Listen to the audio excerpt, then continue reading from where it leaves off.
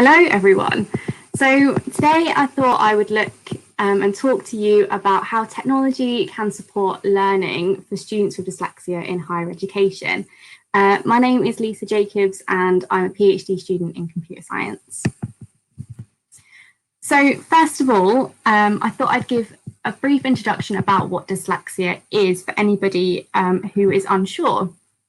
So dyslexia is a specific learning difference, but it is characterised as a learning disability under the Equality Act of 2010. So this means that higher education institutions, for universities, they must provide accommodations for students with dyslexia. So they must provide support for students with dyslexia. Now, dyslexia is really common. It affects about 1 in 10 people in the UK, and approximately 110,000 students in the UK have an SPLD like dyslexia in higher education. So it's really common. Now, dyslexia is not due to a lack of intelligence or effort either. There's often a misconception with dyslexia, but it's absolutely not linked with a lack of intelligence at all. So what kind of are the key characteristics of dyslexia then? So the three main ones, it primarily affects a person's spelling, a person's writing, and a person's reading. So with spelling, people with dyslexia can have trouble with learning new words, and there's trouble with working out kind of how the sounds blend together to make a new word. And also with writing, people with dyslexia find it particularly difficult to organise their thoughts on paper. And particularly in higher education, writing is a big part of studying HE. So that means that writing essays can be quite difficult. And some people with dyslexia will often work a bit slower than other people and will compare themselves to their peers. But what's really important is that if you are dyslexic or you think you might be dyslexic, it's not to compare yourself to another student, okay? Everybody works at their own pace. And the third main issue with dyslexia is reading. So this is having trouble with reading text, so misreading words and potentially could be quite hesitant with reading as well.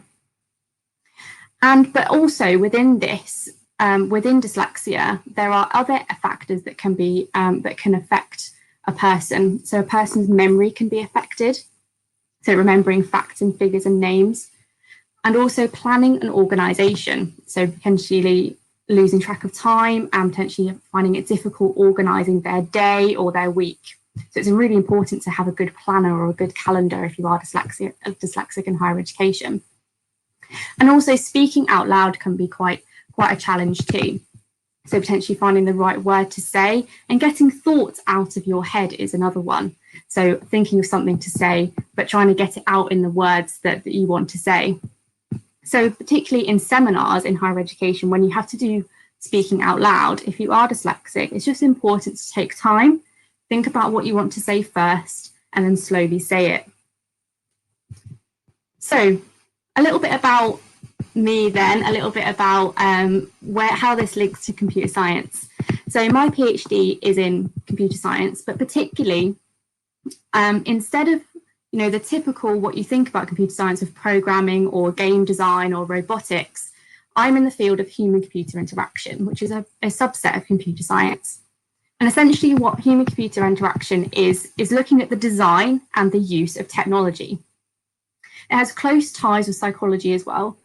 And it basically is looking at the interaction between humans as users of technology, and how they're using computers or different types of technology. So in my research, so in my PhD, I've spent the past 3 years looking at how technology can support learners with dyslexia. So I'm looking at what works, what are students using in HE that's really helping them with their studies, and actually what doesn't work as well, and what needs to be improved. And as a PhD student, what I'm looking at is what can I do, what can I design, what can I tell other people in the field that needs to change, basically. And the way that I work out what needs to be improved and how this technology needs to be improved is by directly asking the students themselves. So not making assumptions about what students need, but actually going and asking them through interviews or through questionnaires and saying to them, as a student with dyslexia in higher education, what is it that you need? And from the past 3 years that I've been researching into technology and dyslexia, I've basically found out that students really value the personal interaction that they have with another person in helping them to learn. So particularly having other students to help them with their learning. So talking about their assignment or talking about their exam or thinking about what does this essay title really mean? And it's those talking through ideas that really helps. Now, particularly within the past, lockdown in the past year, and we haven't always been able to be on campus with other people. So what I decided that it would be a good idea to have an online peer support platform that students with dyslexia could talk to one another about their studies and share tips and share strategies based that help them with their dyslexia. So that's basically where my PhD research has taken me, into designing a new online peer support platform for students with dyslexia. So if you're a student and you're thinking about going into higher education, you're thinking, I'm going to apply for university, but I feel like my dyslexia might hold me back. I think my key tip is that it doesn't. Lots and lots of people with dyslexia will go to university and will be very successful. And there is lots of support available at university to help you if you are a student with dyslexia. So if you're thinking of applying to university and you have a diagnosis of dyslexia, when you've got your place at your university, you can apply for the Disabled Students Allowance from Student Finance. Now, you must have a dyslexia diagnosis to be able to apply for this. But basically, this Disabled Students Allowance will give you the funds to be able to have equipment that will help you with your dyslexia, and will also potentially grant you the access to a one-to-one dyslexia specialist tutor, and who will meet with you potentially every week to help you with your studies. They can't do your work for you, but what they can do is help you to structure it, help you to organize your thoughts and things like that. So if you think you are dyslexic, but you don't have a diagnosis yet, and you're currently thinking about applying, don't worry. If you think you are dyslexic, your university can help you to seek a diagnosis. So when you go to university and you arrive, you need to speak to the Disability or the Wellbeing Service at the university, who will help you with this, okay? So just because you don't have a diagnosis yet doesn't mean that you can't get help at university if you think you are dyslexic, okay? So when you arrive at university, what will happen is, if you are dyslexic, you will apply for the Disabled Students Allowance, and then what will happen is they will give you a needs assessment. And based on your dyslexia, they will determine what support that you as an individual will benefit from. So everybody's dyslexia is different. You might be particularly really, really good at spelling, and in which case you wouldn't need any support for that. But you might struggle with potentially your writing skills. And what they will do is will make sure that you have the resources you need to help you with your writing skills.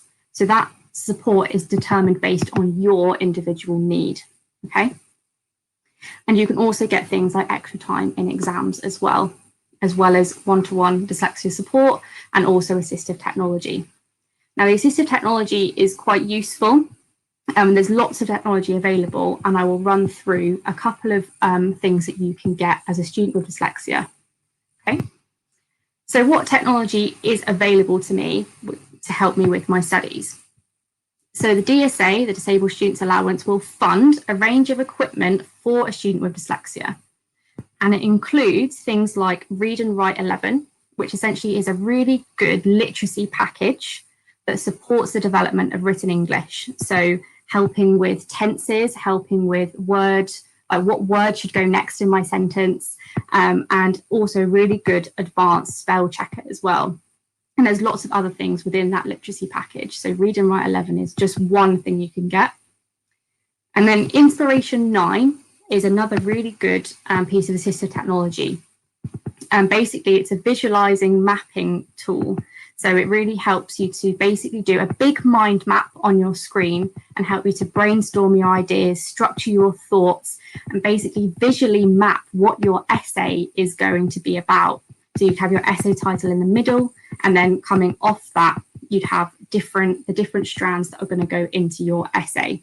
Basically, it's a digital version of a mind map that you would write on a piece of paper. And then Dragon Naturally Speaking. So this is one where you get a headset and a piece of software on your computer, and basically you will speak into the headset and you can dictate your essay. So you dictate your essay by your own voice rather than typing it on your keyboard. Okay, so you do all the editing with your voice. And what it will also do is audio playback your own work. So once you've written your essay or parts of your essay, you can play it back with audio, so you don't have to read it back. It will play it back with audio for you to help you to spot any errors. So that's just 3. And then another one, which is really, really popular among students with dyslexia, is called Sonicent Audio Notetaker. And there's just a screenshot of it on the screen. So basically what this does is a piece of software on your computer, and when you get your lecture slides from your lecturers before a lecture, you can upload those lecture slides into this piece of software, as you can see on the left-hand side. So you can see on the left, there's all the different slides within the PowerPoint. And then what you can do is you can type next to those slides, into each individual slide, your notes. So it all keeps it together. But also what this piece of software does as well, it audio records what the lecturer is saying live. Okay, so as you can see on the right-hand side, it says audio, and there's lots of these little coloured bars. And that's the lecturer speaking live. So what it's doing is it's capturing the audio that is associated with that particular slide. And then you can put a break in, and then it will move on to the next PowerPoint slide and the next part of audio. So basically, when the lecturer is talking on one slide, you have all the audio that matches that. So you don't have to remember what the lecturer said in an hour-long lecture.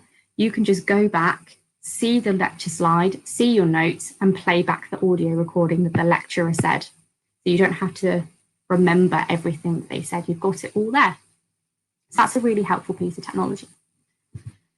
So I ask students, aside from the things that you can get from DSA, the dyslexia-specific pieces of technology, what are the key pieces of technology that you would recommend to a student if they were coming to university? What would you say that they could use? What do they find useful? And on the next couple of slides, I've got what students have said that they find most helpful as a student with dyslexia. So now the first one, it may seem quite an obvious one, but a laptop. It's really helpful to have your own laptop if you can. So this is really good because it's portable and you can take it into your lectures and use the software like this one, like the one I just showed you, and actively use that within the lecture. So a laptop is really helpful. And then secondly is a tablet to read on. So in higher education, there's potentially lots of reading that you'll need to do for your lectures. Now, people with dyslexia can find it much easier to read on a tablet. You can often change the contrast, you can change the size of the font and things like that. And it's just a bit nicer to be able to sit kind of quite closely to a laptop, to a tablet. So having a tablet to read on is really helpful. But what also is good, some tablets also have the capacity to annotate the pieces of reading using a pen. You can buy a pen to go with it, and you can annotate around the edge of your journal articles or online books that you're reading. So again, you can't write on the books that are from the library unless you buy your own copy. So having a tablet to read the online versions and annotate around the edge is a really good thing. And then thirdly, Microsoft Word Read Aloud. Now, if you've got Microsoft Word or a recent version of Microsoft Word, it has a read aloud function. So this is essentially basically you press read aloud and it will read your text out for you. So in the same way that I told you about Dragon, this is just on Microsoft Word already there. So it's not another piece of technology that you have to download. You've probably already got Microsoft Word. So again, it will, if you write an essay out, it will play aloud your essay to help you to spot any errors, to help you listen back to your essay structure, your sentence structure, your paragraph structure. So it's a really good way of audio listening to your work back. So you may find these helpful even now if you're writing an essay or preparing an answer for an exam. You could always type that up and then listen back to your work. So that might be useful now. And then Google Dictionary is one where you can basically type in the word that you're unsure of how it's pronounced, and then it will just audio play back to you how that word is said. So if you come across a word in a journal article or a book, you think, I'm not really sure how that word is pronounced, and that means you're stumbling across, reading the rest of that sentence, you can basically just type the word into Google and it will say the word out loud for you, and also will have a definition. So that might help with any words that you're unsure on and that you come across in your university course. And then the Pomodoro method. So this is basically a method to help you manage your time. So when you're doing work, even now, if you're in school or sixth form, we have lots of revision to do. We might have lots of things that we have to prepare or revise for. And it's the same in higher education. We have lots of exams that we might have to prepare for or essays that we have to write. Now, we have the Pomodoro method basically is a timer that you can get on your phone.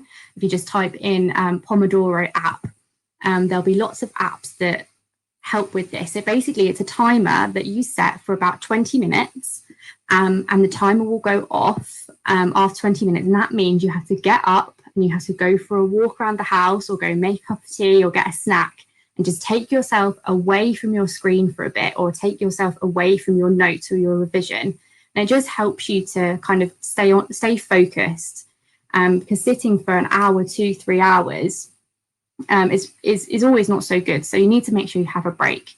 And the Pomodoro method allows you to do that. Okay. And then a couple of other pieces to really help with study support. One is called Grammarly, and this is really kind of one of the pieces that lots of students will use to help them. And basically it's a free writing assistant. And there is a paid version as well, but there is also a free version. And basically you can get a browser extension, so it can help you when you write, so it can be used with Gmail and things like that and help you to support writing your emails. It can also help with writing posts in social media as well, and also can help with any online documents that you might be using. So if you're using online Word, for example. So Grammarly is a really good one to go have a look at. Go have a look at the free version if you want a writing assistant. Basically, it spots spelling errors, it spots grammar errors, it can spot tense, it can tell you when you're you're using the wrong type of punctuation, for example. So it's a really good piece to have a look at. And then MindMeister is another free version of the inspiration one that I was talking about that the DSA give you. So you could use this now. So MindMeister is basically a brainstorming site where you can have about 3 brainstorms, I think, for free.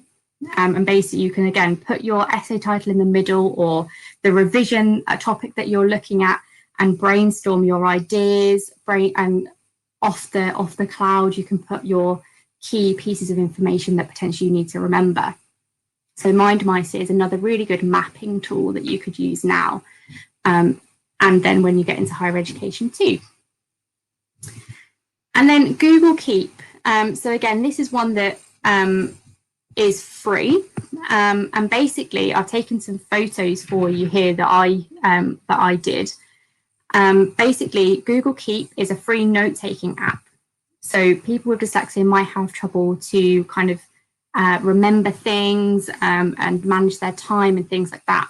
So what it can do is basically it's a really good to-do list. So you can put in all of the things you need to do for the day or the week, and you can color code them. So you can write your to-do list. You can also draw notes, but you can also do voice notes as well. So Google Keep's a really good kind of to-do list app that you can get. There's an app version and there's a desktop version as well. What it also does is this thing called OCR. So what this means is basically if you have a book in front of you, like a physical copy of a book, you use your phone and you can take a photo of the page. So you can see in the first screenshot that I've got there. So I've taken a photo of the page of the book, and it's been uploaded into basically what Google Keep will then do is ask you if you want to grab the image text, which is the second screenshot on the slide there. That circled section. So it's press grab image text, and then basically what the app will do is will read essentially all the words on that page of that book and give you the digital version of the text. So as you can see in the third screenshot there, it's taken the image and it's digitally provided me with all the text written down. So you could then copy and paste that and put it into a Word document, for example. Or put it into whatever you need it for. So it's a really good way if you don't have a book, or you want to kind of maybe use use a quotation from a book, for example, in your essay. You can use this method so you don't have to type it all out. You can just copy and paste it from that digital copy there. So it's basically taking a real life physical book and giving you the digital copy. Okay, but obviously you would have to do each page at a time, but it's good if you only want a couple of pages of information. So that's Google Keep. So it's a really, really good book, a really good app, for taking pictures of books. And you can also do it for things like menus and things like that as well. All sorts of different things you can use it for. So a good one to have a look at. So that was kind of a few examples of some different apps that you can get to help you with your studies. Okay, so they might be useful for you now in whatever level of study that you're at, but they're also ones that students have said that are really helpful for higher education.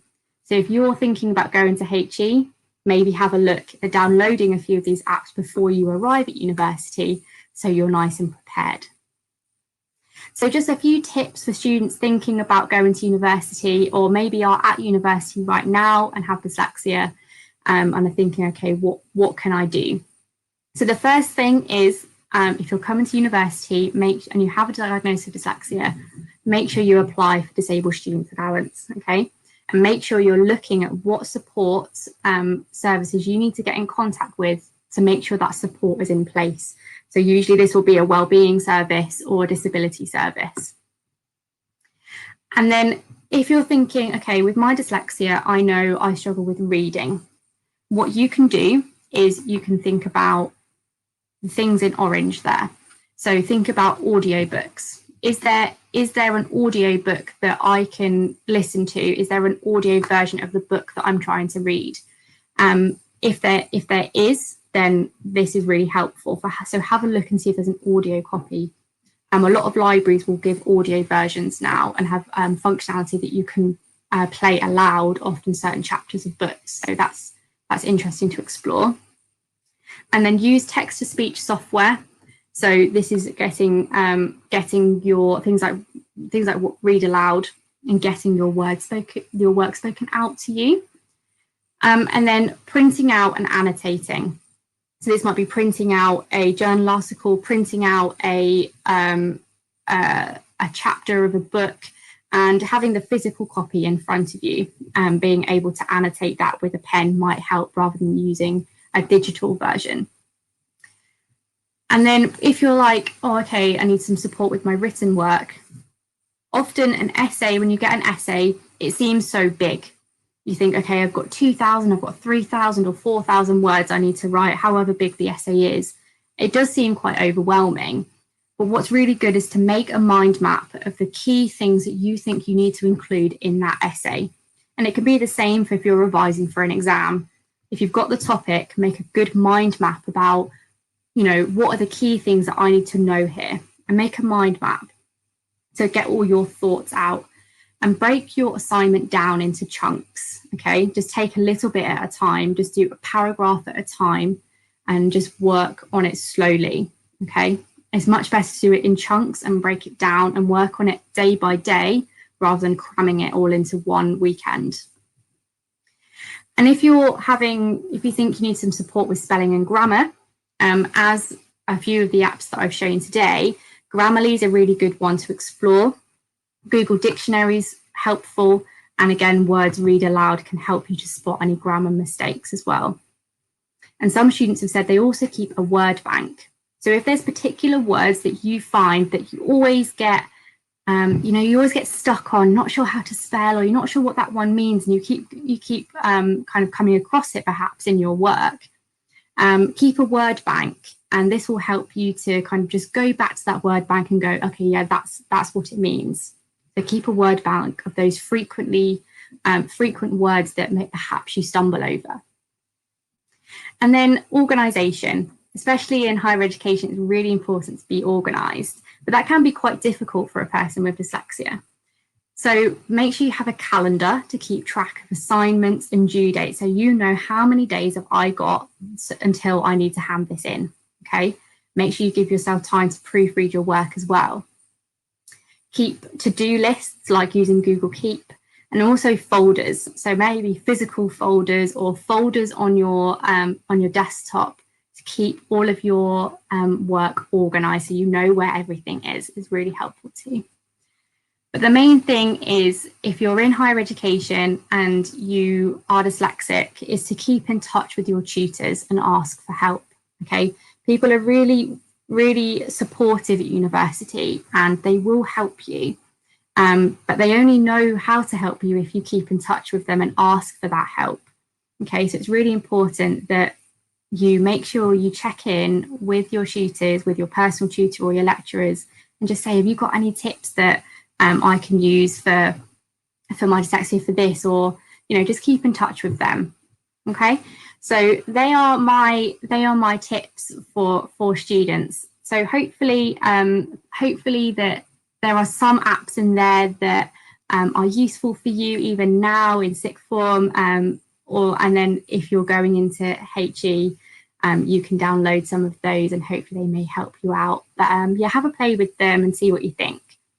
But that's everything from me. So thank you very much for listening. My contact details are on the screen. So if you want any tips that you're particularly struggling with something now, just email me and I'll see what I can do to help. Okay, thank you very much.